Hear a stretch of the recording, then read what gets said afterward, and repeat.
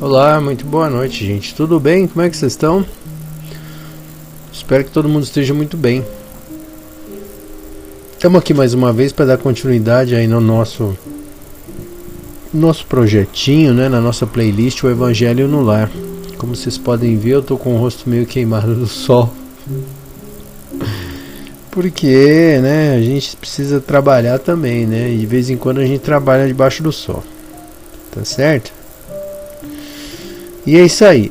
Então eu não gravei, né, nos últimos 2 dias porque eu tive muito atarefado fazendo coisas, estava fora da cidade, voltei aqui de novo e vamos lá matar a saudade e também dar continuidade aí no nosso projeto, né?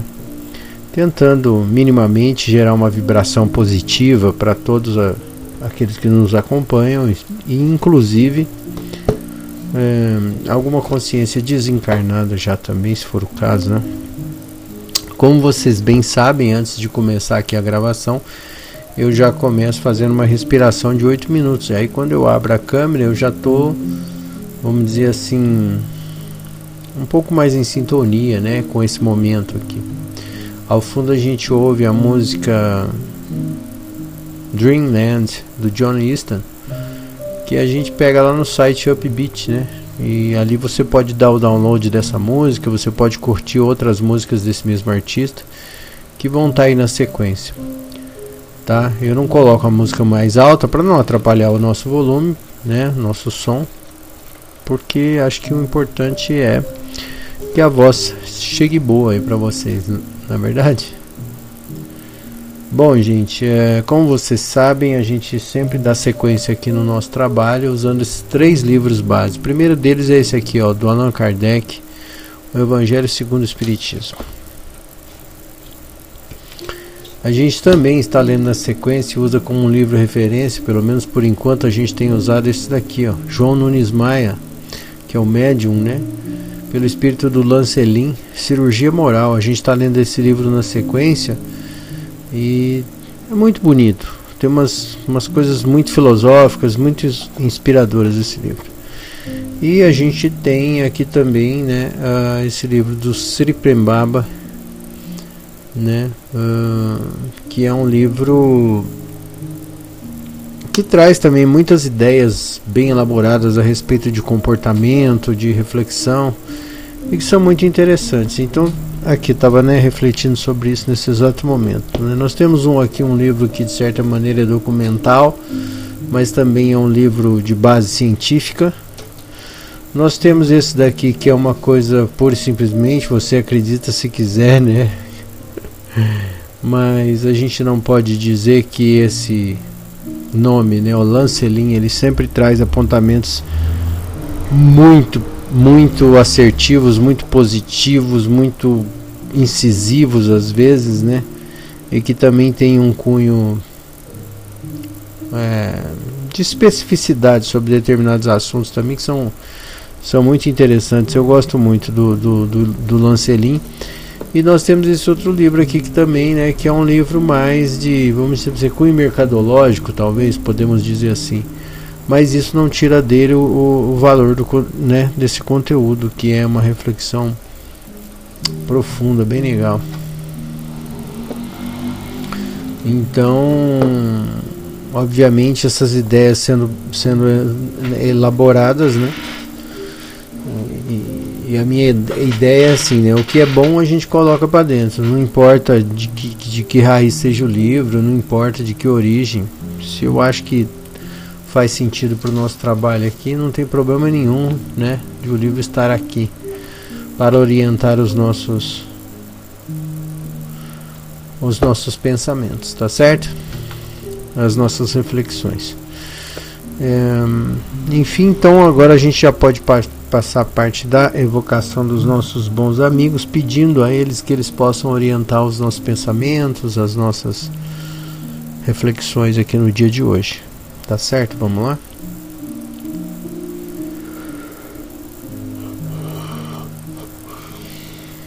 Pai de infinita bondade e amor, mais uma vez estamos aqui,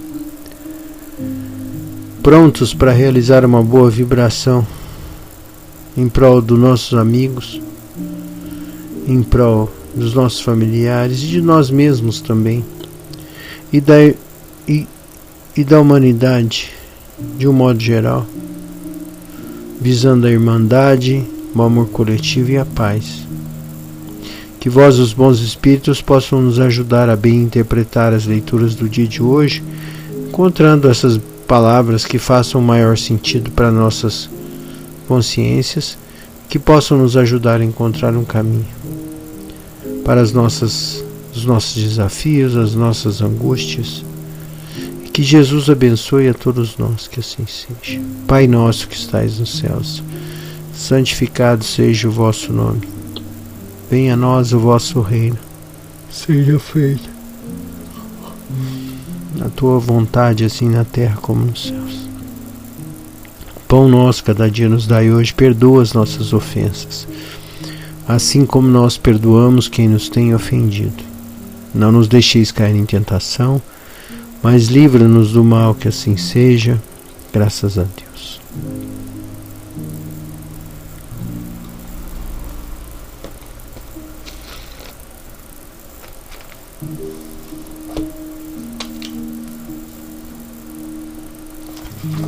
Porta estreita. Entrai pela porta estreita, pois a porta da perdição é larga, e o caminho que a ela conduz é espaçoso, e há muitos que por ela entram. Como a porta da vida é pequena, como o caminho que ela conduz é estreito, e como há poucos que a encontram. Está no Evangelho segundo Mateus, capítulo 7, versículo 13 e 14. Alguém da multidão lhe perguntou: Senhor, são poucos os que se salvam? E ele respondeu: Fazei esforços para entrardes pela porta estreita, pois vos asseguro que muitos procurarão nela entrar, e não poderão. E quando o pai de família tiver entrado e tiver fechado a porta, e que estando do lado de fora começardes a bater a porta, dizendo: Senhor, abre-nos, ele vos responderá: Eu não sei de onde sois. Então recomeçareis a dizer: Comemos e bebemos em vossa presença, e ensinastes em nossas praças públicas. E ele vos responderá: Eu não sei de onde vós sois, afastai-vos de mim, vós todos que cometeis iniquidades. E então haverá choro e ranger de dentes, quando virdes que Abraão, Isaque e Jacó e todos os profetas estão no reino de Deus, e que vós outros ficareis excluídos. Virão do Oriente, do Ocidente, do Setentrião e do meio-dia, todos os que terão lugar na festa do reino de Deus. Então, aqueles que forem os últimos serão os primeiros, e os que forem os primeiros serão os últimos. Está no Evangelho segundo Lucas, capítulo 13, versículo 23 a 30. E aí vem a explicação, né? Largue a porta da perdição, porque as más paixões são numerosas, e o caminho do mal é frequentado pela maioria. A da salvação é estreita, pois o homem que quer transpô-la deve fazer grandes esforços para vencer as suas más tendências, e poucos se submetem a isso. E esse é o complemento do ensinamento moral. Muitos são os chamados e poucos são os escolhidos. Tal é o estado atual da humanidade terrena, pois sendo a terra um mundo de expiação, nela o mal predomina. Mas quando se transformar, o caminho do bem será mais frequentado. Esse ensinamento deve ser entendido na sua verdadeira significação e não no sentido do que as palavras expressam, se fosse esse o estado normal da humanidade. Deus teria voluntariamente condenado à perdição a imensa maioria de suas criaturas, suposição que é inadmissível, desde que se reconheça que Deus é toda justiça e bondade. Mas de quais falas essa humanidade seria culpada? Mas de quais faltas essa humanidade seria culpada para merecer uma sorte tão triste? No presente e no futuro, se estivesse na sua totalidade relegada à Terra e se a alma não tivesse tido outras existências? Por exemplo, por que tantos entraves no caminho? Por que essa porta tão estreita para ser transposta por tão poucos? Se a sorte da alma está definitivamente fixada após a morte.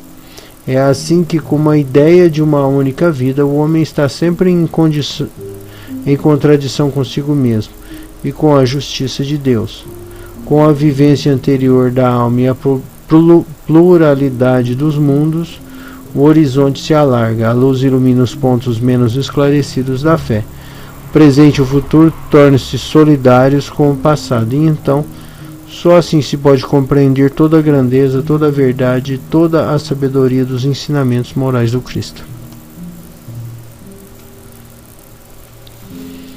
Eu tenho que dizer para vocês que, sinceramente, essa leitura, primeira coisa, vamos por partes, isso são muita coisa. Mas assim, essa leitura é uma leitura que me agrada bastante, porque eu acho que a gente primeiro precisa limpar, né, o que está escrito ali, porque assim, a gente precisa considerar o que é. A gente precisaria estabelecer uma relação entre o que é dito como tido como iniquidade, né, e a relação disso com o homem, né? Então, por exemplo, é lógico que assim como o mundo avança, as iniquidades também avançam. Vocês já pararam para pensar nisso?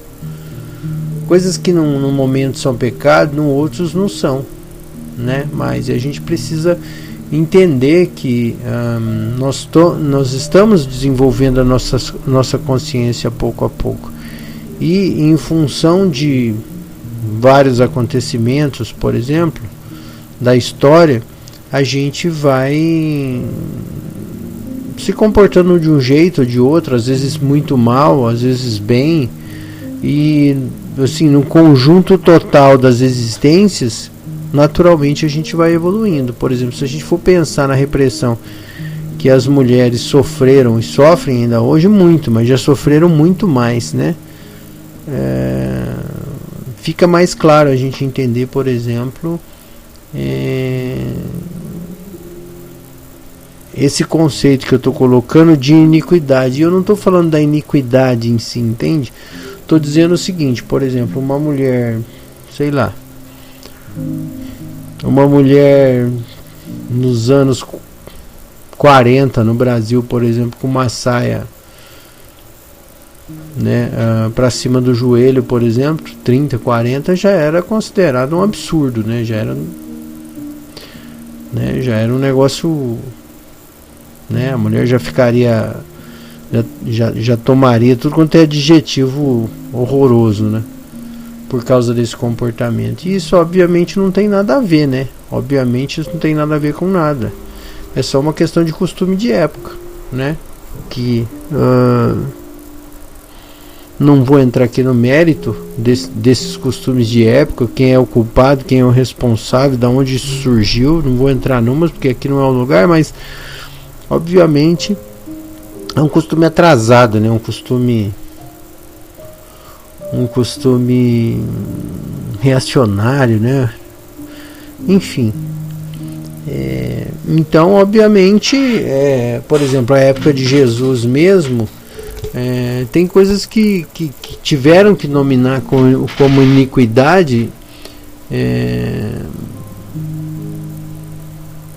né, para qualificar algumas atitudes que as pessoas tomavam na época de Jesus. Mas obviamente para Jesus tem coisas, né, deveria ter coisas, mas assim, sem precedentes, tão horrorosas para Jesus, né, que Jesus conseguia perceber, né, como era horrendo, né, o comportamento do ser humano. E ele nem sequer citou ou falou qualquer coisa. Isso nos evangelhos. E também, se a gente for estender um pouco mais, a gente compreender que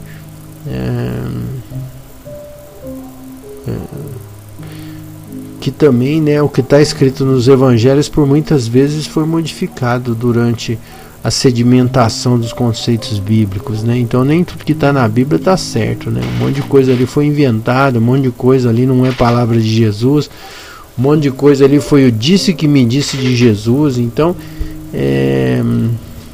a gente precisa filtrar tudo isso, né, para a gente chegar num consenso, né? E obviamente aí é que a coisa vira uma bagunça, né? Porque tem gente que vai ficar extremamente ofendido com o que eu estou falando, e tem gente que vai refletir, tem gente que não concorda com boa parte do que eu coloco aqui como opinião, e é só a minha opinião,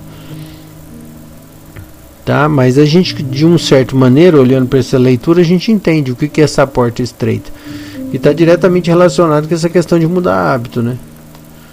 Porque é muito mais fácil eu viver a deriva, viver de qualquer jeito, do que viver mudando o hábito o tempo inteiro. Porque se a gente faz uma autoanálise, se a gente o tempo inteiro vive em estado de reflexão, obviamente a gente consegue perceber algumas coisas que a gente faz que não são legais, né, para nós. Isso vai desde, por exemplo, eu preciso diminuir a quantidade de açúcar que eu como. Vai desde isso até uma coisa, você sabe, muito mais iníqua, vamos chamar assim, que seria, preciso parar de falar mal do meu vizinho, ou, né, preciso parar de, sei lá,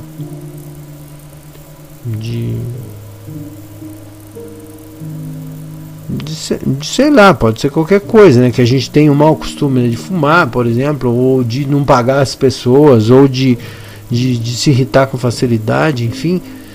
Mudar um hábito na gente é muito difícil. É muito difícil a gente mudar um hábito. E a gente tem dificuldade de assumir isso, até porque a gente não fala geralmente sobre isso, né? A nossa sociedade se organizou de tal maneira que é quase que uma fraqueza a gente falar que tem dificuldade de mudar um hábito, né? Como se você fosse a única pessoa que tivesse dificuldade, quando na verdade todos nós temos uma dificuldade assim absurda, hercúlea, né, de mudar um hábito, né? Então obviamente a gente tem que, né, ter um pouco de paciência, puxar um pouco o freio de mão da cobrança, né, pra gente também ficar mais à vontade, mais solto, para realmente ter possibilidades, né, de mudar hábitos. E isso vai por qualquer campo da existência humana, né? Um hábito ele pode ser bom ou ser ruim dependendo da circunstância, dependendo da época, dependendo de tudo, e cabe só a você, segundo o teu entendimento, saber o que precisa ser mudado, né? Então assim, e nessas coisas, né, nessas crenças particulares que a gente tem, por exemplo, tem as coisas que a gente percebe que a gente precisa mudar, e tem um monte de outras que são iniquidades e que a gente nem consegue perceber ainda que a gente precisa mudar. Isso é uma loucura, né? Isso é o mais louco. Isso é o mais louco, né? Que a gente às vezes não consegue perceber que a gente tem um monte de coisa que precisa aprender, que precisa mudar, e a gente não consegue perceber, porque a nossa capacidade consciencial ainda é muito limitada, né? Então a gente não consegue sequer perceber, né? Então, enfim, o que eu queria dizer com isso é, né, cada um que deve olhar para si mesmo e saber o que precisa mudar.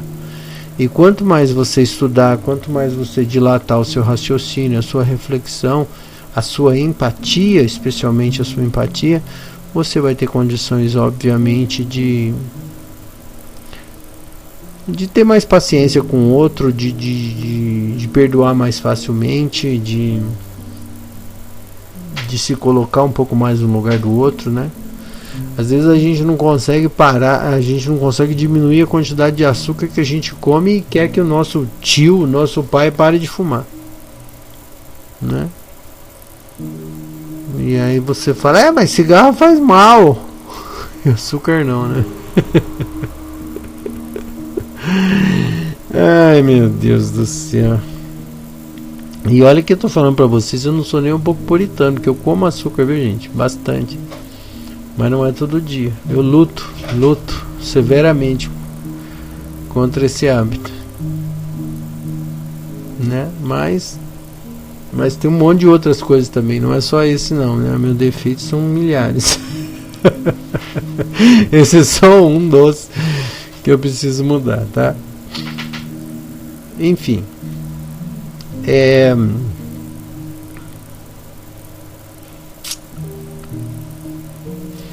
eu gostaria que nós aproveitássemos esse momento, então, para a gente fazer uma prece. E nós vamos fazer uma prece pelos nossos parentes, pelas pessoas que convivem conosco, pelas pessoas que estão na nossa casa, que convivem com a gente. Por que isso? Porque, quem sabe, é nesse momento, refletindo sobre que nosso caso acabamos de ver nessa leitura aqui, que a gente não consegue despertar um pouco mais de empatia pelos nossos parentes. E com isso, né, com essa motivação, gerar uma vibração bacana, de tolerância, de paz, de compreensão. Vamos lá?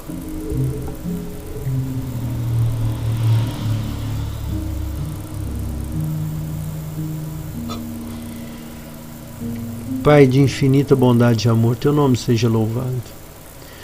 Pedimos humildemente a vós, os bons espíritos, que conduzam essas vibrações da melhor maneira possível aos nossos irmãos, aos nossos parentes, as pessoas que convivem conosco na mesma casa, sob o mesmo teto.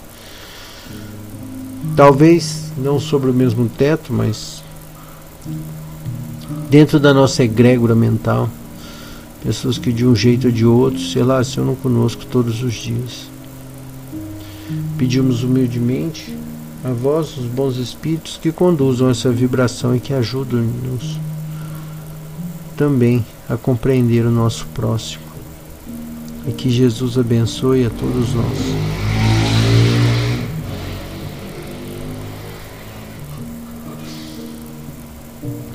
Pai nosso que estais nos céus, santificado seja o vosso nome. Venha a nós o vosso reino, seja feita a tua vontade, assim na terra como no céu. Pão nosso cada dia nos dai hoje, perdoa as nossas ofensas, assim como nós perdoamos quem nos tem ofendido. Não nos deixeis cair em tentação, mas livra-nos do mal. Assim seja, graças a Deus.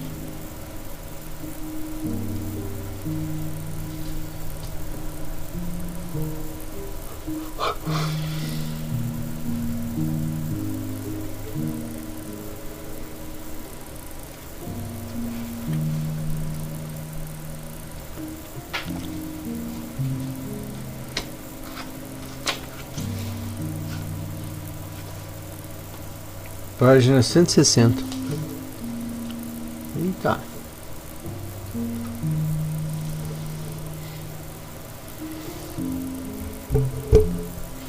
Capítulo 49. Dá as mãos ao Cristo. Homem, se não queres perder o caminho, nem te demorares nas estradas porque tu pusestes a viajar, dá as mãos ao Cristo. Ele é o verdadeiro roteiro das nossas vidas. Quem anda com Jesus ainda não erra a direção. Sejamos conscientes dos nossos deveres, compreendendo os valores dos outros e das coisas que nos ajudam a viver. Estamos vivendo em uma época de valores pessoais e é nesse momento que devemos buscar os tesouros do Espírito, aqueles indicados por Jesus no seu Evangelho renovador das novas consciências. Queremos dizer aos leitores dessa obra que não se amedrontem com certas rejeições da sua própria mente ao levá-la ao fogo renovador. Todas as mudanças causam distúrbios e aparentemente destroem. No entanto, quando mudamos com o Cristo no coração, passamos a ser melhores do que antes, nascendo um homem novo dentro do velho. A vida inteira é um sucesso de vidas, cada vez mais esplendendo para a liberdade e o amor. Se queres melhorar, não deves temer as consciências benfeitoras da renovação, as suas forças opostas que lutam dentro de ti. O bem e o mal, as trevas e a luz. Sê forte. e dá as tuas mãos a Jesus, que Ele te conduzirá para a plenitude do bem que nunca morre. Se gostaste desse livro, volta a lê-lo de novo, pois quem sabe virás a simpatizar com estes escritos? Todos esses assuntos são extraídos de páginas computadas das grandes escolas que frequentamos no nosso plano, enriquecidos por irmãos maiores que sempre nos ajudam a ajustar as nossas ideias. Esse pequeno e simples livro passa a ser um convite e não uma imposição. É uma ajuda espontânea que serve mais para quem escreve. Quando fomos convidados a participar dos trabalhos mediúnicos, não compreendemos bem a princípio qual trabalho devemos realizar. Depois, tudo foi clareado com o exercício das duas faculdades e que deveríamos fazer primeiramente em nosso benefício e depois, então, em favor dos homens que se interessarem pelas coisas espirituais. Como é fascinante a passagem das ideias de uma mente para outra. O primeiro livro que escrevemos, Iniciação, nos fez chorar várias vezes, tocados pela emoção, e o sensitivo igualmente participou das nossas sensibilidades. Tudo isso devemos a Jesus, que nos concedeu por amor a oportunidade do trabalho maravilhoso de anunciar a todas as criaturas um mundo diferente do que aquele em que elas vivem. Vamos pedir a Deus que nos conceda outro livro, por sinal, a continuação do primeiro que escrevemos, por misericórdia. Devemos lembrar que em todas as nossas dificuldades procuraremos as mãos do Cristo. Ele sabe nos guiar pelo excesso de amor que de seu coração irradia. Deveis dar graças a Deus e cantar hosanas aos anjos pelo aparecimento da doutrina dos Espíritos. Ela veio rasgar o véu que antes empanava as verdades anunciadas pelo Cristo de Deus e colocá-las nas mãos dos homens. E os homens, com esse tesouro no coração, acertarão os passos rumo à verdadeira fraternidade universal. Para tanto, façamos uma cirurgia moral em cada pensamento, sem que surgir na nossa mente, que Deus e Cristo nos ajudarão a acender o sol divino na consciência humana. Obviamente, isso aqui é um conselho do João Nunes Maia, né? Para que a gente comece, obviamente, a trabalhar e a tentar mudar os nossos hábitos, né? E eu acho que a gente nem precisa falar muito, né? Que já está completamente condizente, né? É impressionante como parece que os assuntos vão surgindo e eles são sempre condizentes com aquilo que a gente vem discutindo. Enfim.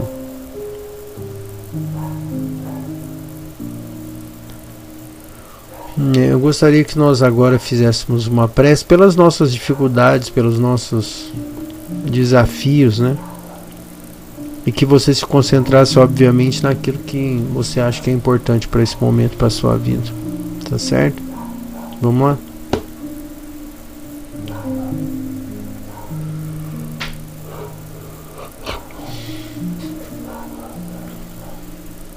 Pai nosso que estais nos céus, santificado seja o vosso nome. Venha a nós o vosso reino e seja feita a tua vontade, assim na terra como no céu. Pão nosso cada dia nos dai hoje. Perdoa as nossas ofensas, assim como nós perdoamos quem nos tem ofendido. Não nos deixeis cair em tentação, mas livra-nos do mal, que assim seja. Graças a Deus.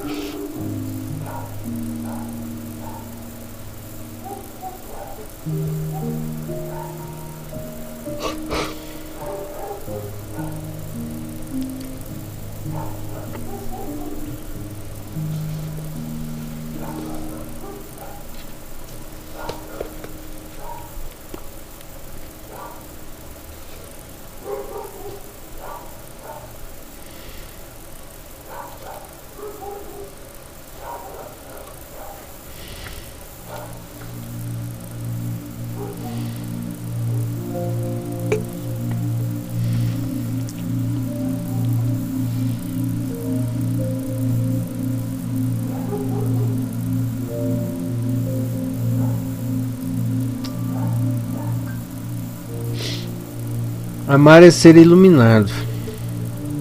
Página 30.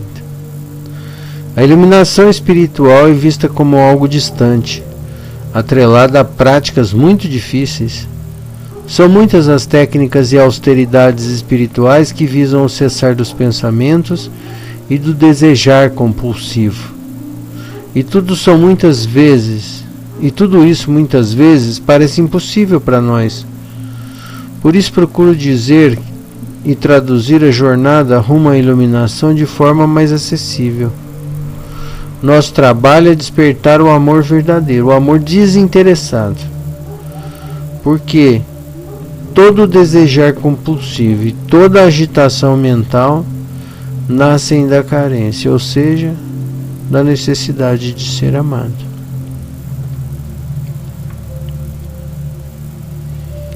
Obviamente que o Sri Prem Baba aqui faz um convite, né, a essa nossa calma, né, porque às vezes a gente está tentando convencer as pessoas da nossa utilidade, né. Quando a gente tenta fazer isso, a gente está usando uma máscara de pouco amor próprio, né.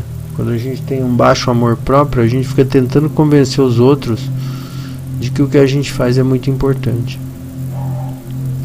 Por outro lado, outras pessoas simplesmente fazem aquilo que elas acham que tem que ser feito. E isso é a medida ideal.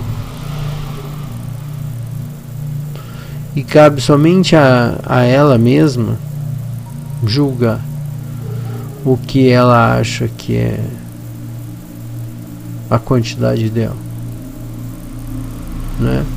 Se ela estiver fazendo muito ou pouco, a consciência dela sabe. No fundo, ela sabe. Ela sabe se ela relegou alguma coisa, se ela exagerou em alguma coisa, né? E o verdadeiro amor, ele é pacífico, né? Ele é tranquilo, ele é adequado, comedido, né? Preciso, né? Quando existe uma agitação muito grande em volta disso, provavelmente é alguma coisa que está machucando lá, que está incomodando, né? Aquela pedrinha no sapato que vira e mexe, né? Ou aquela coceirinha que dá no meio das costas de vez em quando, né? Que a gente não consegue coçar. A gente sabe que ela tá ali, ela tá incomodando pra caramba, mas a gente não sabe como acessar isso, né? Então,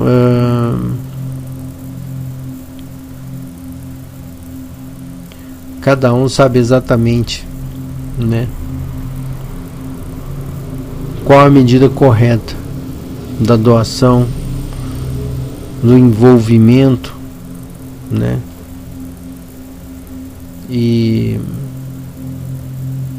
que a gente possa estar de peito aberto para fazer isso, né? Da melhor maneira possível, sem ofender, sem agredir, sem insuflar, sem, sabe? Então, enfim, é mais uma vez um convite à reflexão, para que nós possamos refletir e saber exatamente em que caminho, né, poderemos seguir. Que a gente pode ir em todos, né? Pode seguir em qualquer caminho a gente quiser, né? Mas escolher assertivamente, né? Sem incomodar, com humildade e, obviamente, realizar o trabalho que precisa ser feito. Porque cada um sabe aquilo que precisa ser feito. No fundo a gente sabe. Tá certo? Então é isso. Agradeço demais a presença de vocês. E que a gente possa se ver em breve em mais um Evangelho no Lar. Tá certo? Obrigado, gente. Boa noite, bom final de semana. A gente se vê em breve.